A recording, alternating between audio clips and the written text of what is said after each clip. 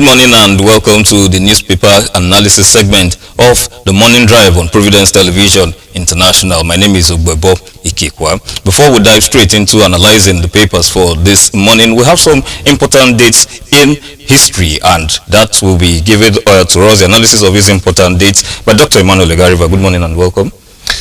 Thank you very much. Today, the 9th of September, we want to pick on three birthdays.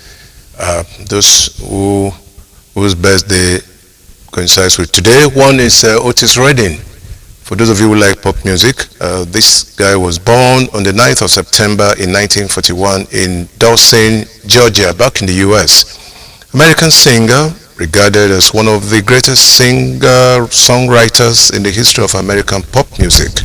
He died on the 10th of December 1967 at the very tender age of 26. Next in line, we're going to sports now. Luka Modric was born on September 9th, 1985. He's 39 years old today. A great player by all standards, Croatian professional footballer, captain of Real Madrid and Croatian national team, one of the greatest midfielders of all time and one of the best Croatian footballers ever. That's the Croatian professional Luka Modric, who is 39 today. From there, we're moving on to Alex Song. Alex Song from the Cameroon, born this day in 1987, is 37 years old today. We say congratulations to you, Alex. Cameroon's ex-professional, played for Arsenal, West Ham and Barcelona, a particularly effective defensive midfielder. So congratulations to you, Alex Song, 37 today. Now, on this day in 2015, the late Queen Elizabeth II became the longest-serving monarch in Britain, being 63 years on the throne and beating the previous record set by her great-great-grandmother, Queen Victoria. That's the picture of Queen Victoria we're seeing there. Before Queen Elizabeth, this wonderful lady was the longest-serving monarch, but her record was beaten. Now, moving on from there, September 9, 1776, Congress officially renamed United Colonies as the United States of America. President Thomas Jefferson was credited as the first person to come up with the name, which he used while drafting the Declaration of Independence. That's Thomas Jefferson there, one of the greatest American presidents ever. So these are the stories. Back to you. And like my boss would always say, it's very, very, very important to keep dates. For those who might not have known, I think this was quite educative. Well, talking about educative stuff and all that, let us move down now to the newspaper analysis proper. We will start with the Punch newspapers. On the front page of the Punch newspapers, marketers plan petrol imports as NNPCL Dangote's talks drag. You can see that on the front page. Sir, the drag, it has been lingering. NNPCL Dangote as regards petrol. And now we're talking about the marketers planning to import petrol. What effects do you think this is going to have, even with the crunch hike? Is this not going to still further push up the price of fuel? I'll tell you straight away, I do not quite understand what's going on any longer. It's like walking through a maze or a labyrinth of sort. The whole thing is getting more confusing by the day. And as things are getting weird and weird, we're beginning to see that NNPC truly must be one of the biggest problems of this country. Okay? Because, first of all, Dangote has come out openly to say that it is the federal government that will fix the price. That is strange for a private business. And the federal government is not even the biggest shareholder in that organization. Okay? They have only about 20%, I think. So that is odd, first of all.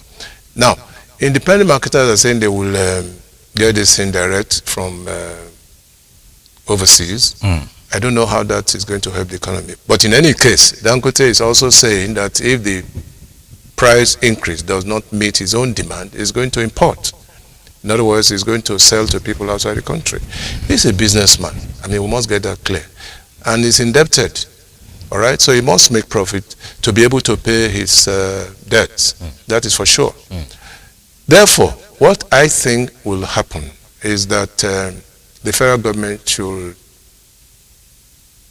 step aside from all these matters and let Dangote sell the amount he wants to sell. After all, we are talking about a deregulated market. Therefore, I think that the independent marketers should not go the whole hog at the moment, because they also are part of the issue that we are talking about. You can imagine what is happening now. They're selling at about 900. Independent marketers are selling already at 1,200. So if you give them a leeway to do whatever they want to do, we might get for about 2,000. I hope the prophecy of the Nigerian Labour Congress will not come to pass. That what we are seeing now is only a tip of the iceberg, that very soon the price of petrol will get up to 5,000. We are inching, moving gradually towards what might become most unbearable. Because right now there's anguish on the faces of Nigerians, and when you add to their woes, as I said maybe about a couple of days ago, their anger is bottled up. All right? If you go to any filling station now, you will hear what people... I wonder if the presidency, why the presidency doesn't have people around all these places, so that they can get to know what people are saying. Yes, 2-3 days ago I said I was at the filling station, and the president was so terribly excoriated. What they were saying was unprintable against the president. I mean, I felt embarrassed as a Nigerian. All right? I felt really embarrassed that he'd be saying some of those things against the sitting president. And that's because they are in pain. Nigerians are in pain. Most people who earn salaries are spending their salaries just on fuel. And how much are they earning, by the way? A lot of people now, I understand, have turned their vehicles. In the Federal Capital Territory, the seat of government, they have turned their vehicles into what they call kabu-kabu or whatever. Yes, that's what they are doing for survival. And what we have in the country now is urgent daily survival. Nobody's thinking of the future. How to survive for the moment. That's what people are thinking about. You are not thinking of having your own house. That is out of the equation completely. You are not thinking of, excuse me, buying a car. It's out of the equation. You are not even thinking of sending your children to good schools. That's out of the question. So where are we as Nigerians? A serious problem, yes, especially when it comes to, at the time when the Manufacturers Association of Nigeria warned that the present fuel hike is crippling businesses. Not just that, very soon there will be job losses. There's no doubt about that. I mean, if you have a workforce of about 20, you cut into half. What happens to the other 10? They go back into the unemployment market. And that is not good for us. What that means is that there will be increase in crime and criminality, whether you like it or not. Because people must feed, they must make out a living. Okay? So if you have a workforce that you manage to pay their salaries now, a time will come when you say, we can't continue. And by the way, it is the organized private sector that holds the ace in terms of employment. How many people are working for the civil service anyway? How many people are working for government? You can talk about maybe 5, 7, or 10%. What happens to the rest? And these are people who keep the economy moving. The Manufacturers Association of Nigeria has spoken very loudly about this situation, that very soon companies will close up. We are not pessimists, but we are talking about realities on the ground. Because you can't afford it. You can't go on with this kind of situation. Exactly. Yes. And it comes to mind when I also remember the amount that people spend, those who depend on diesel to run their businesses. At this kind of time, petrol, exactly, on fuel to run their businesses. And meanwhile, what is even so worrisome is that there are higher electricity tariffs. And even at that, I don't know of any city now in this country that can get power to maybe 12 hours, 15 hours a day. No, I don't. In Benin, for instance, we don't get up to 6 hours. At best, maybe 6 or 8. And so it is with the other major cities across the country. So if you don't get diesel to run your engines and you still don't get electricity, there's a big dilemma. Seriously. There's a very serious big dilemma. Talking about dilemmas, that, well, at least there's some good news. One of the dilemmas that we have as regards the Asuu issue with the federal government, there is quite some succor in front. Asuu, government panel to meet on Wednesday. Is this good news to you, sir? Good news, but I can't pound my chest to say it's good news now because I don't know what is up on the table. I don't know what Asuu is planning. They have been talking about going on strike. Yes, because the federal government has not met their demands. All right, that's outstanding. Asuu is part of NLC. Don't forget. NLC is also planning because of this price hike. They are also planning. NMA is fighting. So you will find that very soon, major stakeholders, organizations that govern major stakeholders, will cripple the country. Yes. Can you imagine Asuu, NMA, NLC, and some other tanker drivers are also talking about this. Yeah, so it's worrisome. And yet we have a Minister of Labor and Productivity. We have a Minister of Labor who should be able to intervene. In fact, that's why I think that people are saying that the president should rejig its cabinet, because there are many of them who are just lame ducks. All right? They are lame ducks. You can't. What is the impact of the Minister of Labor and Productivity in all of the drama? Have you heard of him coming out with some pronouncement? No. No. Not at all. Well, going back still to the front page of the Punch newspaper, hike in food, fuel, electricity, prices unbearable. APC chieftain tells Tinubu, coming from an APC chieftain, that means that it is not just a select few that are suffering this brunt of the fuel hike. Some APC people come to the office here. Even before the station was open, they were here. Some PDP people were here, our friends across the divide. And what they are saying is common to all of them. What they are saying is that this economy is biting hard on everybody. When it falls, when rain falls, does it fall on the poor people alone? No. It falls also on the privileged. Okay? There is a class war going on now, and I think that's what we must watch very carefully. There's a class war between the haves and the haves not. There's a lacuna, there's a bridge, a very wide bridge in between. And I don't know how this government will close this bridge. It's getting wider by the day. There's a class war, it's going on, it is simmering. And it has the potential of exploding. So we must, and government is there for the people.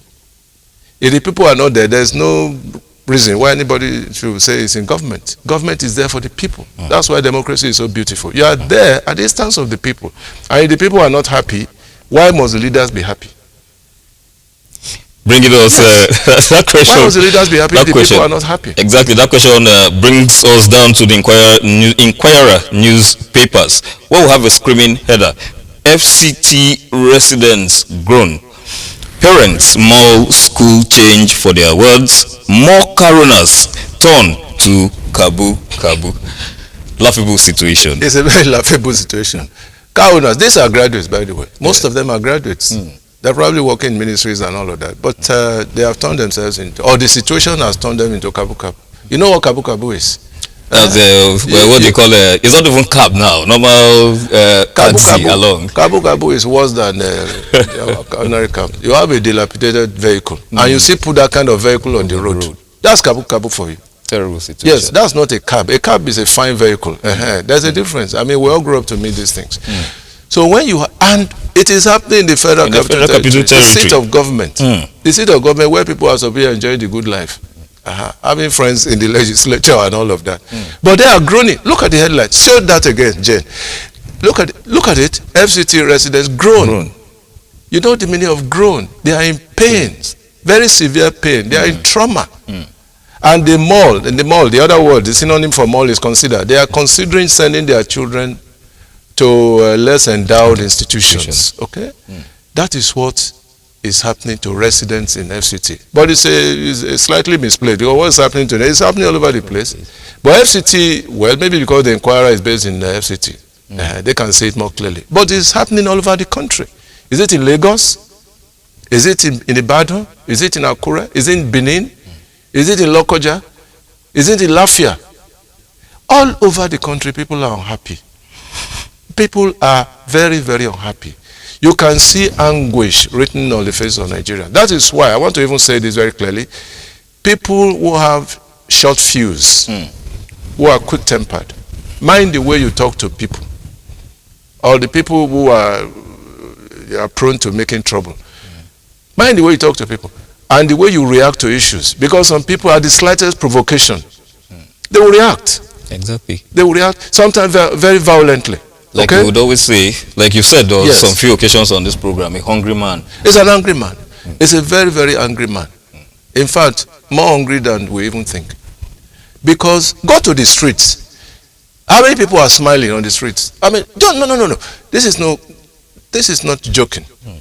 Go to the streets and see. If you want to feel the pulse of Nigerians, go to any filling station. That's when you feel the pulse of the average Nigerian. Because the people there, they are not buying fuel for their cars alone. They are buying for their generators. Okay? So they vent it all out. Okay? And I pray. That is why senators cannot go to any filling station. A senator they cannot go there. Because they will be mobbed. Yes. They will be mobbed. Because the situation in the country is very pathetic. I'm not talking, I'm a Nigerian, I'm talking as a person. Not just because I'm on television, but because I can feel the pulse of the people outside. Go to the marketplaces. Yes, and feel the pulse. Go to homes and get to know what housewives are talking about. They feel the crunch of all of this. Yes. Because at the end of the day, they are the ones who go to the market more. Men go to the market too, but it is the women who go to the markets more. So they feel the weight and the burden of what is going on in this country now. Talking about feeling the weight and the burden of what is going on in this country now, Serap has come out to tell Tinubu, probe NNPCL now. Are you of this opinion, sir? I've always been of the opinion that the whole of NNPCL should be restructured. Okay. Completely. Okay. They did something funny the other day. They said they were making money, profits for the federal government. And at the same time, they were owing marketers up to the tune of $6 billion. I mean, how can you be speaking from both sides of the cheek? The same NNPC. Yes. Honestly, I really do not understand what is going on. Look at the ridiculous situation in which Dangote suddenly found himself. NNP is saying, no, we should buy everything. And Dangote is saying, no. You understand? Because there are many marketers who want to buy from NNPC. The reason being that they will pay in local currency, which some federal people in federal authorities do not want. They want this dollar thing, which can translate to all sorts of things. But if you buy from Dangote, you're going to pay with the naira, right? You remember the debacle which you had that even crude must be paid for in naira. Yes. That was a point of disagreement. In the same country that produces crude, 4 refineries, no one is working. The one that a private individual managed to build, there are controversies. Honestly, we need a magic wand to be able to fix things in this country. And I hope it doesn't come to that. Talking about magic wands, well, let us see how the whole scenario plays out. Providence Television International will always be there to keep you updated on recent trends. I will hope that this whole situation gets arrested as soon as possible. Don't go away. Please stay tuned as our interview segment comes up next.